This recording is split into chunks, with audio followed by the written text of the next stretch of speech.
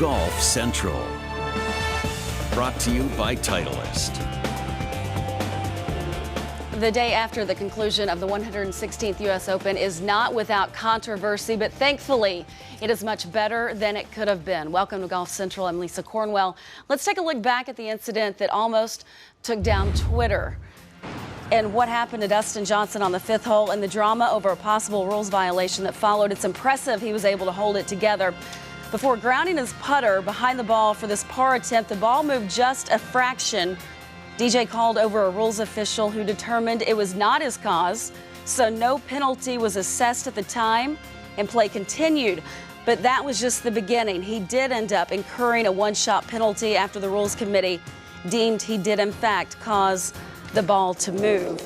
The USGA released a statement today in regard to this incident that reads in part, while our focus on getting the ruling correct was appropriate, we created uncertainty about where players stood on the leaderboard after we informed Dustin on the 12th tee that his actions on the fifth green might lead to a penalty. Our officials reviewed the video of Dustin on the fifth green and determined that based on the weight of the evidence, it was more likely than not that Dustin caused his ball to move. We will assess our procedures for handling video review, the timing of such, and our communication with players to make sure that when confronted with such a situation again, we will have a better process. We are pleased to welcome in Mike Davis, the Executive Director and the CEO of the USGA. Mike, thanks a lot for the time. Given the backlash that has taken place over the last 24 hours, would you change anything? Oh, Lisa, absolutely. I mean, truly, the whole episode took the focus off what was otherwise a wonderful U.S. Open. I mean, Oakmont once again stood the test of time. But yes, absolutely. You know, when you look back at the whole issue, you can really break it down into two parts. One was, you know, it's a rules of golf issue of trying to make sure that you apply the rules correctly the way they're written. And we do believe we did that. But there's the other part of it in terms of the conduct of the championship itself. And that's where we really like a mulligan, because clearly we made a big bogey. And that really gets down to, you know, putting, in essence, the championship on the final day almost in limbo to where the players, and in this case, Dustin, didn't know where he stood in terms of a score. And that's where, if we could do it again, you know, we should have just applied the penalty once we looked at the video came out. But, you know, it's interesting, Lisa, because we really did what you would do any other time when you want to use video, when you want to make sure the player has a chance to really understand the rule, deliberate the facts, and so on. So if you think about it this way, if it was round one, round two, round three, or even round four with, let's say, a player not in contention, you just have the player come into the scoring area before they return the scorecard. You'd go through the situation, you'd adjudicate it, and ultimately, you know, render an opinion, and then off you go. In this case, what it was is a timing issue, in that we really, the championship deserved to have clarity at that time. And simply put, we didn't provide that clarity. So, yes, I think if we had to do it over again, we would make, you know, a change. But I think it's very, you know, it's important to understand that the ruling itself, we stand by that. We think that we absolutely got that right. And we understand that some people out there may not like that ruling because it really gets involved with judgment of, did Dustin cause his ball to move or did he not? And you know, we used the rules along with decisions to make that ultimate decision on what we did. But again, this really gets back to a conduct situation and just trying to make sure that there was clarity on how that leaderboard stood at a given time. Mike, since there was a delay in either announcing the ruling or making the ruling, and Dustin was involved in the process from a standpoint of the discussion with him, how involved was he in what happened with this ruling? Well, Dustin, certainly at the end when he did get into the scoring area, you know, our rules people did explain the situation to him. And I think, you know, Dustin, in his mind, I think it's fair to say, because I actually spoke to Dustin, had a really nice conversation with him this morning. But But I think Dustin, in his mind thinks, I really didn't cause it to move. But when you apply the rules and you look at the guidance that the decisions give us, it's fine. And I think it's important for your viewers to understand this is not a question of integrity with Dustin. This, whether a ball moved or not, clearly this ball did move, but whether Dustin caused it to move or not, it's not an integrity question with Dustin. It's trying to look at all the reasons why the ball could have moved, whether Dustin caused it to move or whether the slope of the ground, speed, of these greens, the wind, or some other, outside agency. You have to look at all the possibilities and then look at the weight of the evidence. And that's what the team did. And we again, strongly believe we got the ruling right. We just didn't apply it in the proper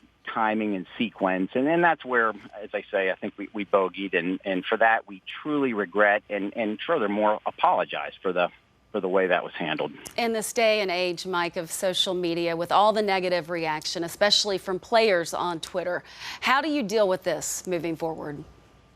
Well, listen, Lisa, it's one of those things. I think that anytime something like this happens, you learn from it. And I think, listen, other organizations learn from it too. I mean, we see how certain events are conducted in a certain way, or certain rulings are applied, and we all learn from this. But I think what we really wanted to genuinely do was get the ruling right and make sure that Dustin understood that. And by doing that, we really compromised part of that championship for a while in terms of just we didn't have really a status of a leaderboard because that penalty hadn't been applied, and we tried to be transparent during the stipulated round and letting Dustin know about this, letting the other players know about it, but in hindsight, it just didn't work out the way we wanted. Mike, we certainly appreciate you taking the time, pulling over on your drive to have this conversation with us. Okay. Well, Lisa, thanks for having us on. We appreciate it, and otherwise, we're going to look back at Oakmont and say that was a tremendous open. And I will tell you, Dustin Johnson is such a gentleman, and he handled the situation in such a classy way. And I think for many of us, we were very happy to see him win that open and win his first major. Mike Davis, safe travels. Thank you, sir. Thank you. For much more on this topic, let's go over to Matt Adams. Lisa, thank you here with Rex and with Tim and with Aaron for reaction to what happened and to what we just heard. Gentlemen, the statement that Mike just gave us, multiple statements, it was very distinctive and very profound, and it even went beyond the statement that we received a little while ago from the United States Golf Association. So, Rosie, if I may, let's start with you. First of all, your reaction to the emotions yesterday and how that has led us to where we are at this moment. Well, first of all, I guess you could say Dustin Johnson's halfway to the Grand Slam of poorly handled rules situations. He's got the PGA of America, which Mike used the term a big bogey. That was a triple bogey. That cost him the tournament. That was a mess. And this thing could have been much bigger than a big bogey and asking for a mulligan and where we are right now. There was not a player in the locker room I talked to. The looks on the faces of Jeff Hall and Tom Pagel indicated how uneasy they were with the entire situation. This is no doubt, no matter what the apology is and no matter how first class Mike was there, this hurts the USGA's credibility, whether it's, taking away your putter or potentially taking away the U.S. Open from Dustin Johnson. Luckily, this wasn't much worse than it could have been. Rex, before we went on the air, you were talking about how you were surprised at how everyone seemed to agree in terms of their reaction to the way that this went down. Has what you've heard just now and what you have read this afternoon changed anything? No, I don't think so. I think when you look at how this happened, and it's really two issues, right? It's how they handled the ruling and the ruling itself. It was interesting to hear Mike and to read that statement talking about they didn't feel like they handled it the correct way. Speaking with players yesterday after their rounds, Jason Day, for example, was asked, would you have wanted to know on the 12th tee that you may or may not get a penalty? And he was absolutely. I'm playing for a major championship. You look at the leaderboards, you try to judge it. It sounds to me like they've come to the conclusion they just should have told him you're getting a one-stroke penalty, and there would have been some more clarity in that. I think the bigger issue right now is the ruling itself. Yesterday in his press conference, Dustin was asked point blank, if this was a PGA Tour run event, would this have gone down the same way? And he said probably not. I spoke with one tour rules official today who obviously asked not to be identified, but he said he didn't feel like they got the ruling right. That, look, it can be interpreted in many different ways. I know Mike and the USGA is going to stand by the ruling, but many people, including tons of players on social media, have agreed that if that's the way the rule should be handled, if that's the way it should have played out, then maybe the rule needs to be changed. And before you go to Aaron, just real quick, I mean, when you got a guy like Jack Nicklaus last night telling me, give me a penalty or don't give me a penalty, that's what they should have done, but that's what they didn't do. You got one of the most, obviously the most respected voice in golf, arguably, saying the same thing as Jason did. To me, this was the quote of the night because it came from a guy with so much power. Do you think, Aaron, when it was all said and done, that tour players at large felt like they were a victim here? I think so. I think that for sure that for the most part, the tour players are used to a certain set of officials that are used to going and doing the same things every week. They are paid by the PGA Tour. They are employees of the PGA Tour, and they set up the golf courses. They facilitate the rules. They facilitate everything. The guys are used to a certain set of systems that they use week in and week out. For 4 weeks a year, we have to adjust to other people's systems when you play the 4 majors. They're all different systems. And for whatever reason, the way the USGA tried to do it yesterday just didn't work. It's not going to jive with the players the way it is. Now, the way the process was handled definitely wouldn't have been handled by the PGA Tour in that manner. I don't believe so in one bit, and I don't think any of my fellow tour players would believe that as well. The ruling itself, if you read the rule, and I read 18.2 3 times today, and I read the decisions regarding 18.2 about 3 or 4 times So you today, know what weight of the evidence means. My head hurts so bad. Preponderance of evidence. Oh, my break that gosh. down for me. Yes, yeah, I'm not a lawyer, but I can tell you that it is very subjective. And whether you believe that the ruling was correct or incorrect, the way they handling and applying the ruling was definitely handled inappropriate, and Mike said so. In the future, I would like to see this rule changed. I think this rule is a little antiquated. And just due to the fact that if the USGA is going to continue to have these types of green speeds and can continue to have this, it's just too difficult for the players, when you're putting on 15 greens, to sit there and say that the player made the ball move. When you're trying to putt down the hood of a Volkswagen Bug, the ball's got a chance to move due to anything. That ball, I've always thought, that ball could have been moving while Dustin Johnson was in the middle of his routine. That ball could have been slowly oscillating that the camera or his eye couldn't pick up because those greens are so fast and they're so frictionless. So there's a lot of things wrong with what went on yesterday. The ruling was the least of it. It was how it was applied mainly. You know, I look at it, when you have the second largest golf audience of the year watching this, and you have all these casual viewers, if we want to convert those casual viewers into players, they're going to look at this and say, well, this game is so wrapped up in their own rules. They're more worried about less than a millimeter of movement on the green than they are about a 400-yard drive. I think rules should be interpreted with intent. What was the intent of the player involved, and what was the advantage gained by the player? I also think that when a field rules official makes a decision, it should stand unless the player wants it elevated to a higher authority. Well, and this goes back to, this rule was just clarified or changed for this season. I mean, this was changed to protect the players, supposedly, and we end up with a situation like this. You're absolutely right. Hearing Thomas Pagel and Jeff Hall from the USGA explain this last night in the press conference, they talked about the old rule would have been you're guilty until proven guilty. This one, there is a little bit more clarity to it, but suddenly we get into the preponderance of evidence. Well, that's the thing. And again, I felt that the way it was, the way the ruling came down with this 51% thing, that you are guilty again until proven innocent by the USGA. You're guilty until proven innocent. And to your point about growing the game, no one's going to want to go play a game where they're constantly looking over their shoulders and walking on eggshells, afraid that they're going to break a rule. You know, I don't think anybody wants to do that. So I think that the USGA has got some work ahead of them. Tim, seconds left here. Are we going to be better off the game after this? Hopefully. I guess that's the answer. I mean, they obviously have to fix this situation. Jeff Hall told me last night the facts were there on the video of what occurred. Were they really on the video of what occurred, or were they were they perceived to be what the facts were that occurred? It was their interpretation of what they saw versus it could have been completely interpreted. It could have been interpreted another way. Their interpretation, a very convoluted and confusing rule. Let's be honest. And I had a solution for the rule, and I don't know if it's going to make sense or not to them, but for me, why don't you, if you address the ball, basically if you put your putter behind the ball and you touch the ground behind the ball, you've addressed the ball basically. If the ball moves at that point, that's fine. Now you've taken out some gray area. Now the question is, did you address the ball?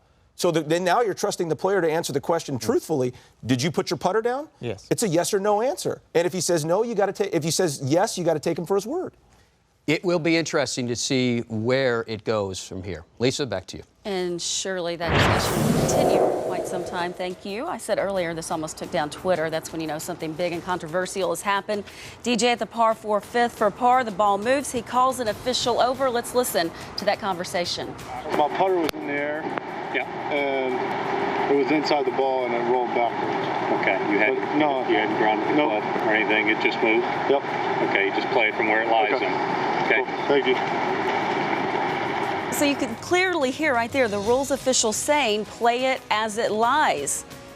7 holes later on the 12th tee box, Johnson is stopped by another official who tells him that upon further investigation, he may incur a penalty from what happened on the 5th hole.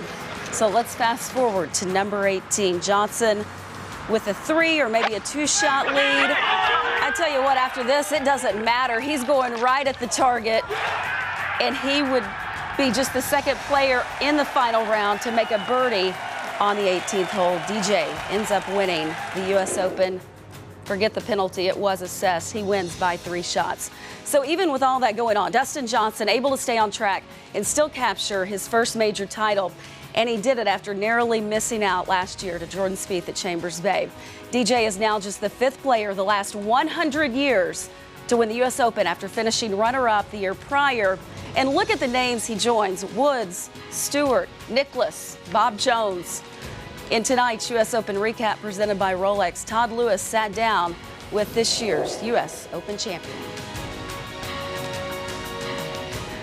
Dustin, congratulations and happy Father's Day. Thank you. You walked off the 5th green after consulting with an official, thinking everything was fine. On the 12th tee, you were notified that things weren't fine. Was it a distraction after that notification on the 12th? No, I was focused. You know, I was in my zone. So, and I knew that, you know, talking to him, we were going to talk about it afterwards. So, and still in my mind at that point, I still didn't think I did anything wrong. You know, I didn't cause the ball to move, but at that point, you know, I just put it in the back of my mind. Said we were going to, you know, talk about it when I was done and just try to go on about my business. And you still don't think you caused the ball to move? No, I mean, I watched the video. I didn't. Well, take me to the conversation you had with the USGA after your round. What was that like? You know, they showed me the video. I had the putter on the ground. You know, I was taking my practice strokes. I set it down, and then I lifted up, and I put it behind the ball. And, you know, it's like a second before the ball moves. And my putter's in the air behind the ball. Well, for me lifting it off the ground and moving it around in the air, I don't think that caused the ball to move. So, but under the rules of golf, we're playing the USGA, the United States Open. So, you know, at this point, it's up to them. So it just is what it is, and it didn't matter at the end of the day. Did the USGA handle this situation appropriately in your mind? Yeah, I don't know. I mean, it didn't affect anything, so I guess it doesn't really matter to me. If it would have affected something, I don't know, I'd probably be pretty pissed off right now, but it didn't, so. You've had some interesting major championships. 2010 at Whistling Straits, just last year, what happened on the 72nd hole. All of those controversial finishes for you, do you think in some way it toughened you up for yet what was another controversial finish here at Oakmont? Just added to the list, I guess. I mean, yeah, you know, I've been in the situation You know, it's happened to me before, so it's something that, you know, I've had to deal with. You know, but for me to come out and, you know, even to perform like I did after the conversation on 12, like I said, I just tried to just focus on the shot I was hitting, not worry about, you know, if that was a penalty or not, and, you know, just play golf. I want to read what Jordan Spieth said about you, your ability, and major championships. Quote, I think that Dustin Johnson is arguably the most talented player on the PGA Tour. I think it's a matter of time, talking about you winning a major. Going through everything that you've been through, coming so close, it's easy to ask this question now, but did you ever think you were not going to win a major championship? Oh, I mean, I always thought that if I keep putting myself in this position, that eventually I'm going to get it done.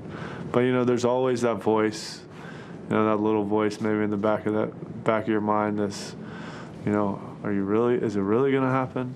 You know, when is it going to happen? You know, can I do it? But obviously I answered all those questions today. Is it everything that you imagined, winning a major? It is. It is everything and then some, especially to do it on a day like today, Father's Day. You know, just couldn't be a better day. Final thing. Do you believe this is a launching pad, that you're going to be holding a lot of major championship trophies? Is it going to be easier in a major championship for you now? Well, I've already got one. Yeah. So, you know, I don't need to get that first one anymore. So now we just work on the second one. But I think that, you know, the hardest one's the first one for sure. You know, especially for me, because as many times as I've been there, it was definitely the hardest. Dustin, congratulations. Thank you.